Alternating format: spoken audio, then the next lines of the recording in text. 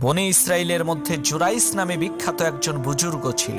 একদিন তিনি নামাজ পড়ছিলেন, এমন সময় তার মা ইবাদতখানার বাইরে থেকে তার নাম ধরে ডাকলেন। মায়ের ডাক শুনে জুরাইস চিন্তা করলেন তিনি মায়ের ডাকে সাড়া দিবেন নাকি নামাজ পড়বেন। তিনি সিদ্ধান্ত নিয়ে ফেললেন নামাজ পড়বেন। জুরাইসের মা রাগান্বিত হয়ে বলে উঠল, হে আল্লাহ, তুমি জুরাইসকে বেশ্যার মুখ না দেখিয়ে মৃত্যু দিও না। কয়েকদিন পর একজন সুন্দরী মহিলার বাচ্চা জন্ম নিল।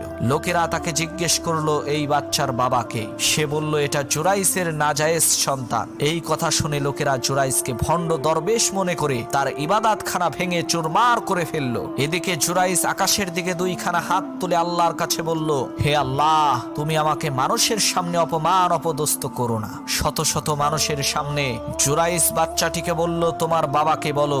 সবাইকে অবাক করে দিয়ে সেই দুধের বাচ্চাটি বলে উঠল, আমার বাবা হলো ওই বকরির রাখাল, আর জুরাইস হচ্ছে নিষ্পাপ।